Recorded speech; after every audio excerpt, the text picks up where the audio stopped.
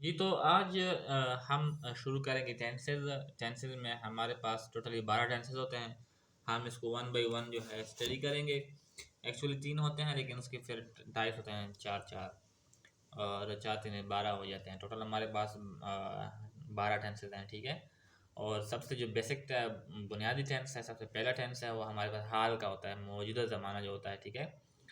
Present indefinite tense, present मौजूद, indefinite हाल, ठीक है, टेंस ज़माना जो अभी हो रहा हो, अभी मौजूदा आप कर रहे हो, ठीक है। तो ये प्रेजेंट इंडेफिनिट टेंस है। अब उर्दू में हम एक्चुअली इसकी पहचान देखेंगे। हमें कभी कभार सेंटेंस दिए गए होते हैं, लेकिन हमें पता नहीं चलता कि ये कौन सा सेंटेंस है, कौन सा टेंस है, ठीक है। तो हमें इसका अंदाज़ा नहीं होता, और हम उसको फिर इंग्लिश में ट्रांसलेट नहीं कर पाते। तो हम आपको सिखाएंगे कि हम पहचान कैसे करेंगे इसकी। देखिए, उर्दू में अगर हम देखें तो कोई भी फ़िक्रा जिसके आखिर में ता हूँ, ती है, ते हैं, ता है, ये आते हों आखिर में, क्या आखिर में अगर ये चीज़ें आ रही हों, ठीक है, आखिर में ता है, ती है, ते हैं, ता हूँ, तो ये जो फ़िक्रे हैं ये आपके पास प्रेजेंट इंडेफिनिट टेंस के होंगे। जैसे वो स्कूल जाता है, अहमद ख़त लिखता है, वो गाना गाती है, वो क्रिकेट खेलते हैं, ठीक है। तो हम अब इंग्लिश की तरफ आएंगे, फिर इन सेंटेंस को भी मैं आपको ट्रांसलेट करके दूंगा जब आप सीखने के काबिल हो जाएंगे। अब प्रेजेंट इंडेफिनिट टेंस की तरफ हम अब आते हैं, ठीक है। तो स्ट्रक्चर जो होता है, हमारे पास एक सब्जेक्ट होता है, एक वर्ब होता है, एक ऑब्जेक्ट होता है, ठीक है। सब्जेक्ट काम करने वाला जो काम कर रहा है, ठीक है। वर्ब कोई काम होता है, और ऑब्जेक्ट जिस पर काम किया जाए, ठीक है, ऑब्जेक्ट जिस पर काम किया जाए। तो सब्जेक्ट वर्ब के साथ यहाँ पर प्रेजेंट इंडेफिनिट टेंस में अपने पास नोट कर लीजिएगा कि एस या ई एस का इजाफा होगा, ठीक है। कब होगा वो हम आपको सिखाएंगे, ठीक है। व्हेन एस या इस यूज जब आपके पास सिंगुलर सब्जेक्ट हो, यानी सब्जेक्ट आपके पास सिंगुलर हो, वाहिद हो, ठीक है। एक पर्सन को रिप्रेजेंट कर रहा हो, ठीक है, प्लूरल प्लूरल ना हो। जैसे he, she, it are single name, ठीक हो गया जी। He, she, it single name, ये सिंगुलर सब्जेक्ट है, ठीक है। कोई प्लूरल वगैरह नहीं है, एक से ज़्यादा नहीं है। अगर एक हो, ठीक है, तो वहाँ पर हम एस या ईस का इजाफा करेंगे, और किसके साथ एस करेंगे, किसके साथ ई एस करेंगे, अब वो देखते हैं, ठीक है। कोई भी वर्ब हो जिसके आखिर में एस एस हो, ठीक है, एस एच हो, सी एच हो, एक्स हो, ओ हो, ठीक है, तो आप वहाँ पर क्या करेंगे, एस या एस का इजाफा करेंगे, ठीक है। जैसे एस एस के लिए सक्सेस, फ्लैश, रीच, ठीक है। एक्स और ओ के लिए आप लोग खुद ढूंढ लीजिए कि कौन सा आता है बेटर। तो इनके साथ हम क्या करेंगे, ई एस का इजाफा करेंगे, सही है। ई एस का, जस्ट ई एस का इजाफा करेंगे इन 4-5 लफ्ज़ जो आखिर में आए, तब हम ई एस का इजाफा करेंगे, सही है। नेक्स्ट जाते हैं। अब यहाँ पर अगर आप लोग देखें तो हमारे पास कुछ फ़िक्रे दी गए हैं। जैसे मैं क्रिकेट खेलता हूँ, मैं क्रिकेट खेलता हूँ, तो मैं इसको बनाऊँगा आई प्ले क्रिकेट, ठीक है, आई प्ले क्रिकेट। अब देखें ये आई है, ठीक है। तो आई के साथ हमेशा एस या एस का इजाफा नहीं होगा, ठीक है।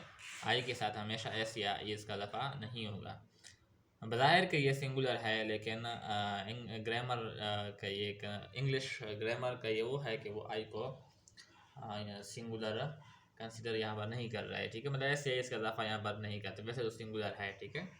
और ये भी मैं बताऊँगा कि क्यों ऐसा होता है। आई प्ले क्रिकेट, ठीक है।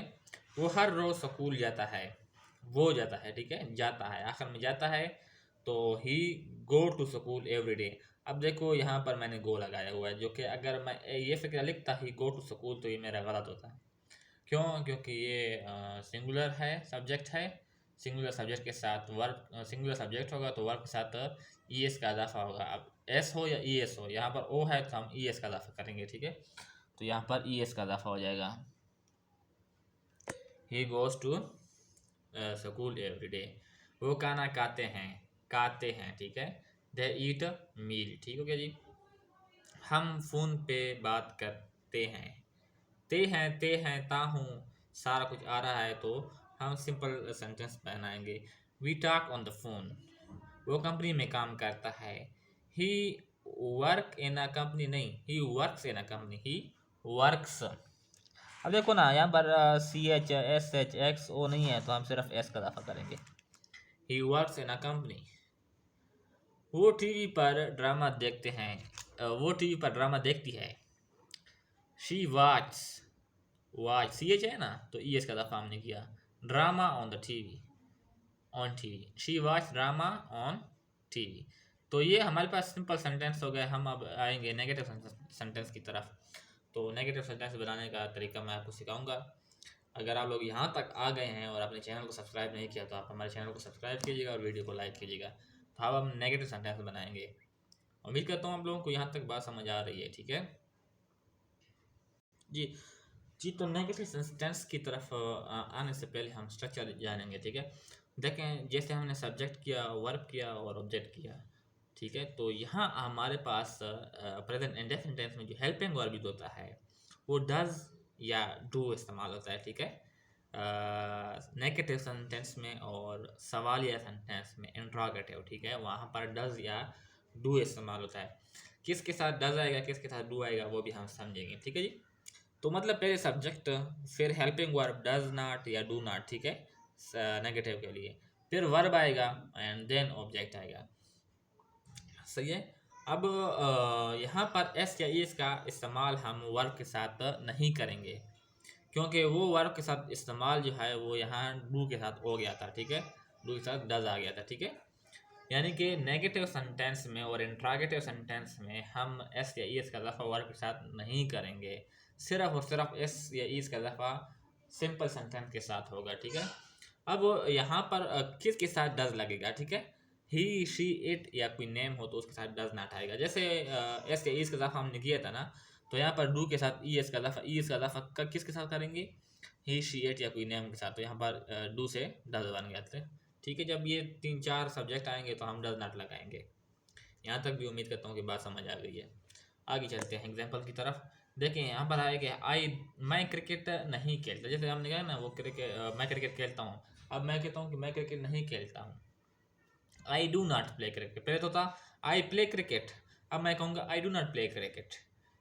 फिर हम कहते हैं कि वो स्कूल जाता है, वो स्कूल नहीं जाता है। वो स्कूल जाता है तो वो सिंपल हो जाएगा ही गोज टू स्कूल। वो स्कूल नहीं जाता तो हम सिंपल कहेंगे कि ही। अब यहाँ पर डज नॉट लगाएंगे, ठीक है, क्योंकि डू के साथ ई इसका इजाफा कर देंगे। ही डज नॉट, हाँ जी, गो टू स्कूल। यहाँ पर क्या करेंगे, ई इसका इजाफा नहीं करेंगे, ठीक है। तो मैंने ये आप लोगों को समझाने के लिए कहा था, ठीक है। मैंने यहाँ पर गोश्त का इजाफा किया था ना, यहाँ पर भी किया और यहाँ पर भी किया ई एस का इजाफा। तो इसके साथ यानी वर्ब के साथ, एक्चुअल वर्ब के साथ हम इजाफा फिर नहीं करेंगे जब हम यहाँ पर डज नॉट लगा रहे हैं, ठीक है। He does not go to school, correct. अब वो खाना खाते हैं, दे ईट मील। अब मैं कहता हूँ कि वो खाना नहीं खाते, दे डू नॉट ईट मील, ठीक है, they do not eat meal. We talk on the phone, हम फ़ोन पर बात करते हैं।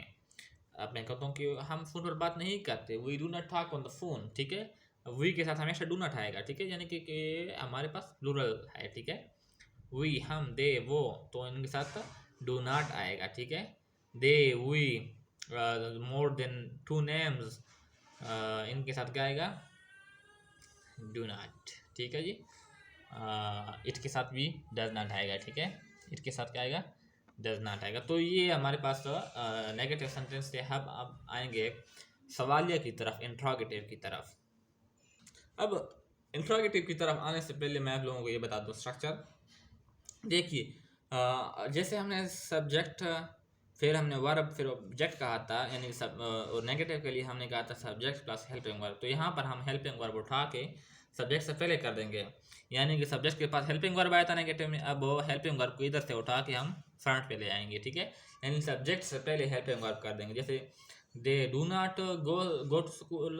अब यहाँ पर हम कहेंगे कि do they go to school, do they go to school, क्या वो स्कूल जाते हैं, yes, do they go to school. तो ये हमारे पास क्लियर फिक्र है, ठीक है।